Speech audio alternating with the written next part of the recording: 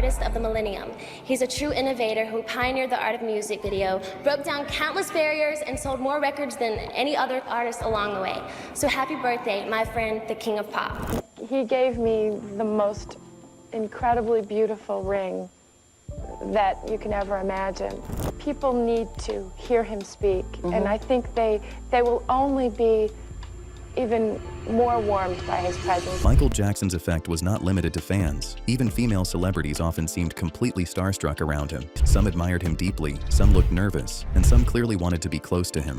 At the 1984 American Music Awards, Michael had just won 8 awards, so everyone knew they were watching history. But Angela Bofill's reaction made the moment feel even more personal. She looked overwhelmed, almost like she was about to cry. For a second, she seemed unable to catch her breath.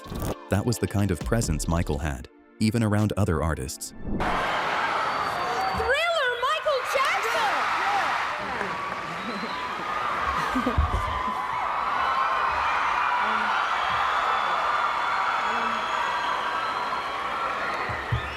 Thank you very much. I'm deeply moved again to win this award. I'd like to thank Quincy Jones, who was a wonderful producer. Diana Ross could not hide her feelings around Michael either. She starts by praising his talent, then turns it into a playful compliment. Michael instantly gets shy, which makes the exchange even sweeter. Diana was not just saying something nice for the camera. She knew how special he was, and his reaction showed that even he could still get embarrassed by praise from someone he deeply respected. I knew that you were going to be a giant star, I really did. Well, thank you. Yeah, but I didn't know. What I didn't know is that you were going to get so sexy.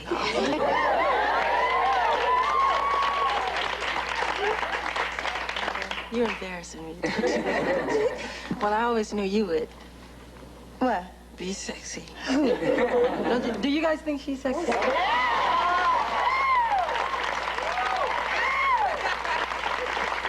What makes Diana's reaction more meaningful is their history. She had known Michael since he was a child and watched him grow from a young performer into a global icon. But even after all those years, she still spoke about him with wonder. She called him family, but also described him as exceptional, gifted beyond his years, and a dream in motion. Diana knew Michael personally, but she still saw something rare in him. I know you know that Michael and I are like family. We've shared many magic moments together, the early days and television specials, recording, and doing the movie The Wiz. Well, you know he's an exceptional human being, talented beyond his years, a dream in motion. Michael Jackson was different, even for someone who grew up around fame like Khloe Kardashian. When she is asked who made her starstruck, she instantly says, Michael. She does not take time to think or search for another name. Then she remembers visiting Neverland like it was something unreal. That says a lot because Khloe was used to celebrity culture, but Michael still felt like a once-in-a-lifetime figure. Have you been starstruck by anybody? Michael Jackson. Oh, you met him? Yeah, Oh, when wow. we were younger. I mean, I was so young, but we all went to Neverland, and it was awesome. Here, Chili did not try to hide her reaction either. The first time she met Michael, even a hug felt like too much to handle. She was already famous, but standing that close to him brought out her inner fan. The way she tells the story shows the moment stayed with her. Michael remembered her face, pulled her close, and kissed her. Years later, she still talks about it like it happened yesterday. By the end, Chili basically admits Michael could have handled that moment any way he wanted, and she would have been fine with it. The first time that I met Michael Jackson, we hugged. Okay, he was not going for the lips at first. He went here, and I just went like that. And then I got half the lip. But the next time, I met him a few times in between, but the last time that I was around him, he grabbed my face, and he said, I know that face. He grabbed me and kissed me right on the lip. And I really wanted to be like, because y'all know I really be kissing people like that, but I would have tugged it down. Brooke Shields showed a more personal side of this. Her connection with Michael was not only public or professional. She had known him for years, but that closeness did not make him seem ordinary to her. When Michael received his award, Brooke started taking pictures of him like a proud fan. That small detail said a lot. She was not just standing there politely, she looked genuinely happy to see him celebrated.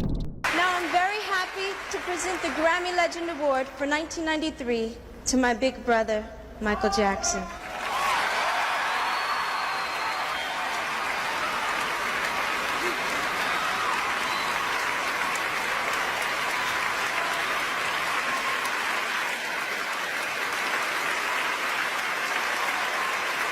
Brooke also could not describe Michael as a regular friend.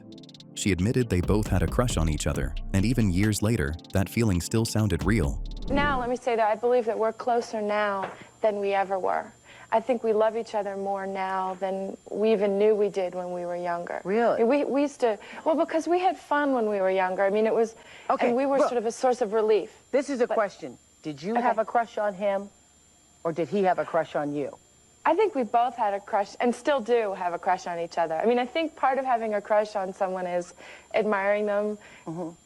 Almost, I mean, we have a lot of fun together, and I mean, it's almost unfortunate because we know each other so well. She knew him closely, but he still held a special place in her heart. He was not just a friend, not just a crush, and not just another celebrity. She described it as a different kind of love, and the way she smiled made the story feel warm and honest. I mean, he amazes me every time I sit down and talk to him about something real important. Does he feel more like a brother to you, though, than, say, a boyfriend, though? It's hard to say. I mean, I find it's a love on a different level. I mean, I feel closer to him than some of the boyfriends that I've had. I mean, I feel more relaxed around him or more comfortable with him than I do. So it's sort of, and I mean, I've never really had a brother. There is part of that. But it's like a love on a very different level, and it's hard to really explain, and whenever I've tried to explain it to people, it's been misinterpreted. And when Brooke talks about the ring Michael gave her, you can hear how much it meant. It was not about gossip or headlines. To her, it was adorable and personal. She also understood how powerful his presence was around people. She said fans would love him even more, and even people who thought they did not love him would walk away feeling differently. Brooke knew Michael did not just perform for people. He changed the way they felt. One day, I was in the car, Michael Jackson, I'm name dropping, and I had just had like a fun lunch, and he dropped me off at my condo in LA, and he goes, oh, wait, and he takes a box, and he kind of throws it to me, and I'm like, oh, okay, what's happening? So I open it up, and it is the biggest diamond that I've seen, but it looked like the kind that you use the claw in the amusement park to pick out the candy ring. It literally was that, like the head of it was like the size of a quarter. And I was like, are you asking me something that you want to put with that? And he was like, no, I just want you to see how it sparkles and just know that I love you. And I was like, that works. Meanwhile, Britney Spears' reaction showed that even major pop stars could turn nervous around Michael. Whenever she spoke about him, her voice carried respect, excitement, and fan energy. She remembered embarrassing herself in front of him, and even the nickname he used for her made the story feel personal. Britney was already a superstar, but when she talked about Michael, she sounded like someone who had met her ultimate idol. Michael Jackson, I just think he's a genius. He's not only an incredible songwriter, but he's an incredible performer, everything, you know, and I just really respect his music. He's amazing. He called me. He was like, hello? He's like, can I speak to Britney, please? And I was like, who is this? And he goes, who is this? And he goes, this is Michael Jackson. And I was like, no, this is not. I was like, who is this? I was like, who is? I mean, like, Michael Jackson calling your phone just in the middle of the day. Okay. And I was like, who is this? And he's like, it's Michael Jackson. And I was like, so finally I was like, really? This is really him? This is really him? She's like, I don't know. I was like, oh, okay, well, how are you? And he started talking to me more, and I realized it was him. But I'll never forget that moment, ever. That's one of those moments that are just will always stay in my head. Britney also revealed that she once went out with Michael, and even afterward, she spoke about him with the same excitement. That is what made her reaction stand out. It was not a quick compliment for cameras. Her admiration stayed. Britney had global fame, her own fans, and her own success. But around Michael, she still sounded like a young fan meeting her hero. You know what? I really like that outfit. Oh, and I got to go out with Michael Jackson. That was cool. So happy birthday, my friend, the king of pop. He's still an idol of yours? Yeah, I think that he's done, if you really think of a genius that he is, He's brilliant. Billie Jean, all the old stuff that he used to do, I think he's great. Michael not only leaves women amazed on stage, even in private, he had that pull. Lisa Marie Presley remembered that he was the one who first brought up marriage, and the moment clearly stayed with her. She was not describing a casual connection. She had stepped into Michael's world, from Las Vegas to Neverland to quiet moments away from cameras. When Michael asked what she would do if he proposed, Lisa did not hesitate. Her answer was simple: she would. Who said the word marriage first? I did. He did. I did. When? Where? When? On the telephone. Yeah, on the telephone. He first asked me. When? We were dating now for 4 months. Right? 4 months? I don't remember. Well, anyway, we were spending a lot of time together. I don't know how I didn't manage to get in the press because we weren't hiding it. I was in Las Vegas. We were in Neverland. We were everywhere. I went to flew to Atlanta. We were in bookstores. We were not hiding it. And you said yes right away? I was separated for 4 months, and he said, what would you do if I asked you to marry me? And I said, I would. Big I would, though. You were really enthusiastic.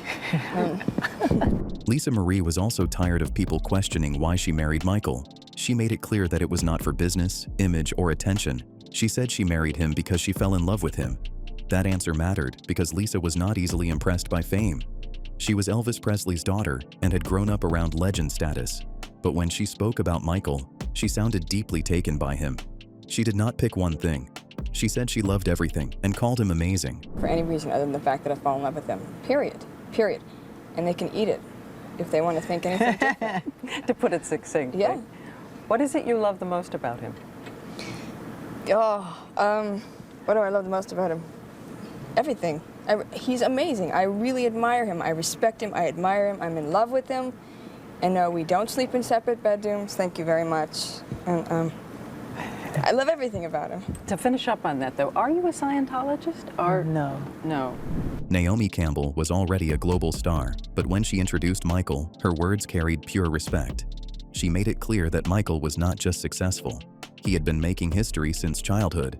Naomi sounded honored to present the award, and the title itself said everything: the world's best-selling American male artist. In that moment, she was not introducing just another celebrity. She was presenting someone who had achieved global fame.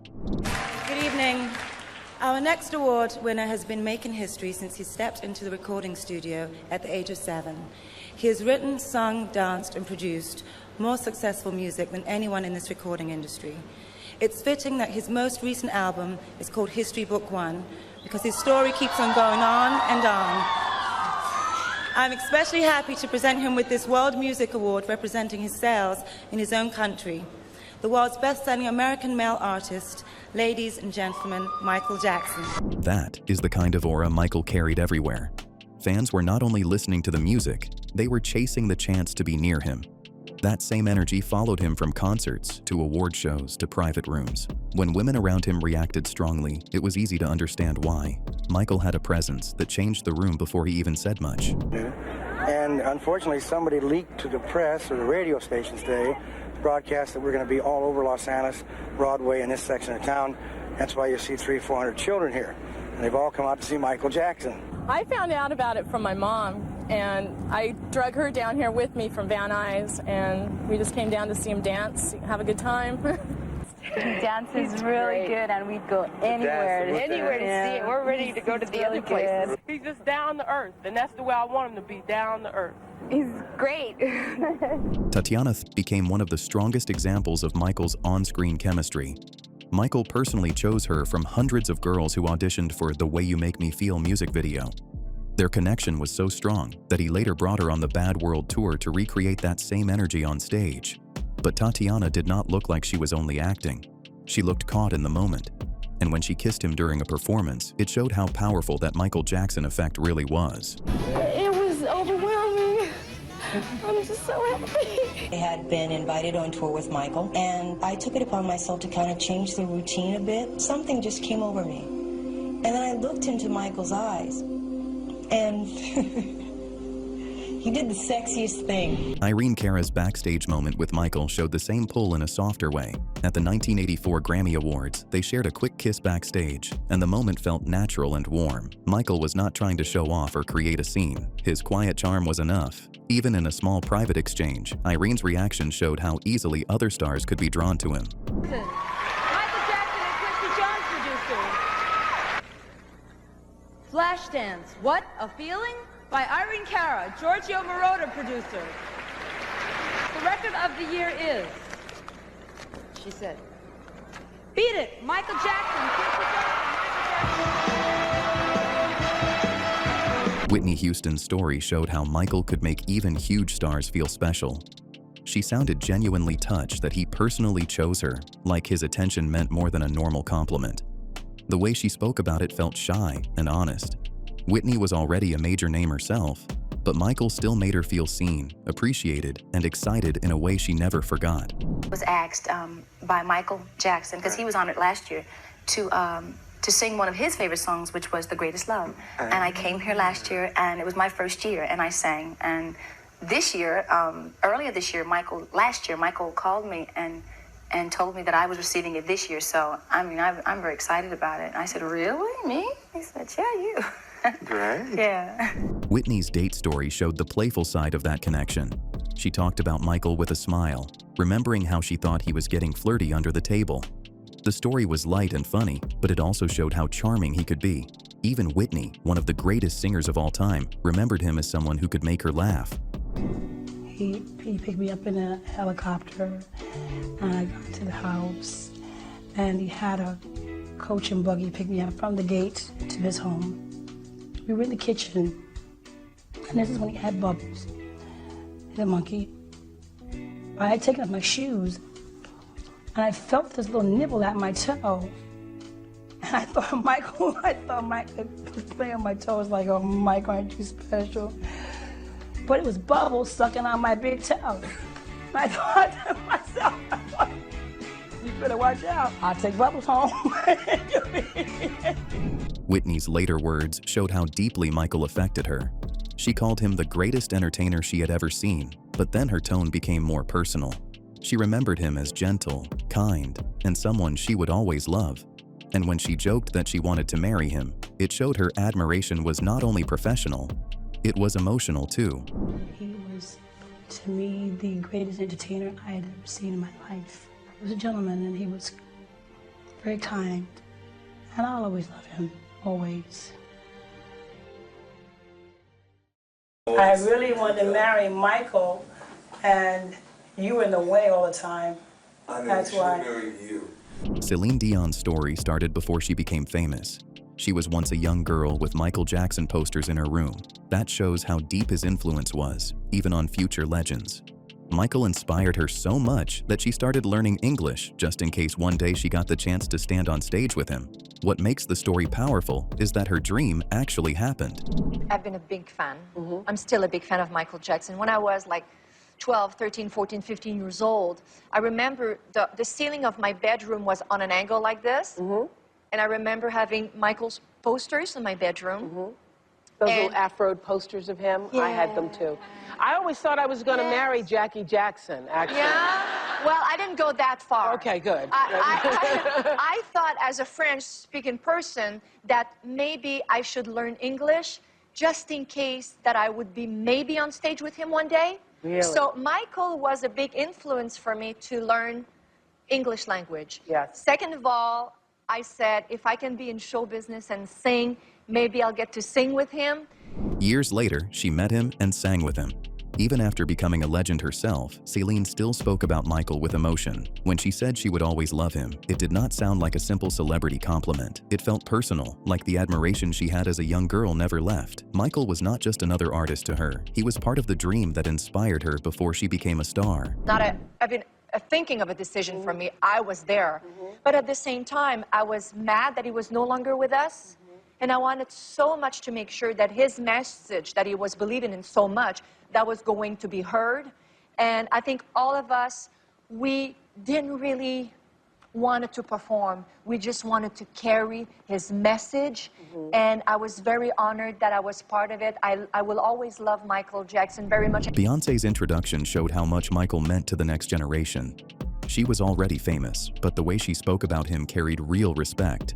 It did not sound like a normal award show speech. It felt like she understood she was standing near the artist who helped set the standard for music, dance, videos, and performance.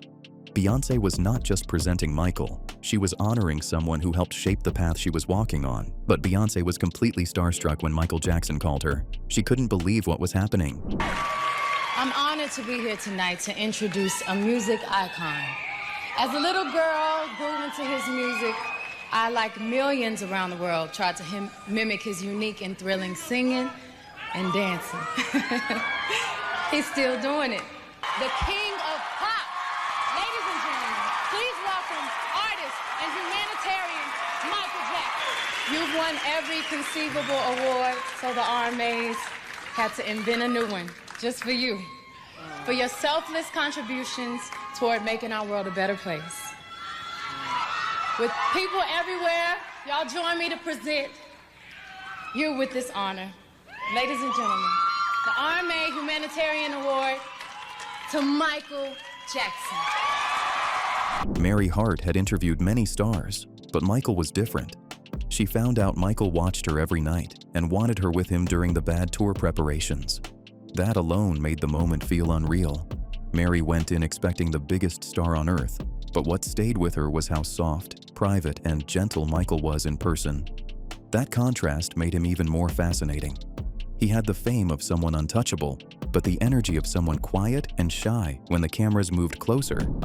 Michael was sweet, very private, very soft-spoken. He actually whispered something in your ear. Do you remember what it was? He would lean over and he would whisper things into my ear, and it would be such nice things like, "I'm so glad we're doing this. I'm so sorry, I'm so shy I can't talk on camera, but I love you, Mary. I'm really glad you're here."